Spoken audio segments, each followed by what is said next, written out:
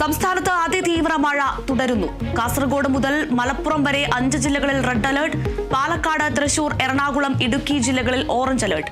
കാസർഗോഡ്, കണ്ണൂർ, വയനാട് ജില്ലകളിൽ മുഴുവൻ വിദ്യാഭ്യാസ സ്ഥാപനങ്ങൾക്കും അവധി.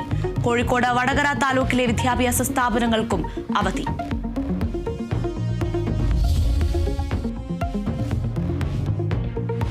കൊല്ലം തേവലക്കര ബോയ്സ് ഹൈസ്കൂളിൽ ഷോക്കേറ്റ് മരിച്ച മിഥുന വിട ചൊല്ലാൻ നാട്. സംസ്കാരം വൈകിട്ട് വീട്ടുവളപ്പിൽ.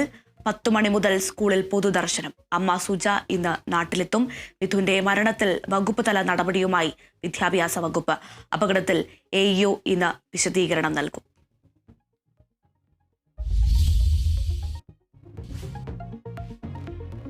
കൊച്ചി വടുതലയിൽ അയൽവാസി പെട്രോൾ ഒഴിച്ച് തീ കൊളുത്തിയ ദമ്പതികളുടെ നില അതീവ ഗുരുതരം. സ്വകാര്യ ആശുപത്രിയിൽ ക്രിസ്റ്റഫറിനും മേരിക്കും 50% പൊള്ളൽ.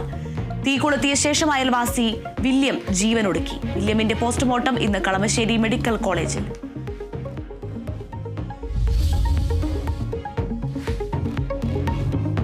പാർലമെന്റ് വർഷകാല സമ്മേളനത്തിന് മുന്നോടിയായി ഇന്ത്യ മുന്നണി യോഗം ഇന്ന്. യോഗത്തിൽ പങ്കെടുക്കില്ലെന്ന് ആം ആദ്മി പാർട്ടി. ഓൺലൈൻ യോഗത്തിൽ പങ്കെടുക്കാൻ തയ്യാറെന്ന് തൃണമൂൽ കോൺഗ്രസ്. ബീഹാറിലെ വോട്ടർ പട്ടിക പരിഷ്കരണവും പഹൽഗാവും ചർച്ചയാവും. മുന്നണി യോഗം ചേരുന്നത് 1 വർഷത്തിന് ശേഷം.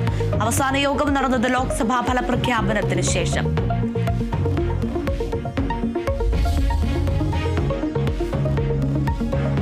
കേരള സർവകലാശാലയിലെ പ്രതിസന്ധി സമവായത്തിലേക്കെന്ന സൂചന. VC-യുമായും സിൻഡിക്കേറ്റ് അംഗങ്ങളുമായും ചർച്ച നടത്തി ഉന്നത വിദ്യാഭ്യാസ മന്ത്രി R. ബിന്ദു.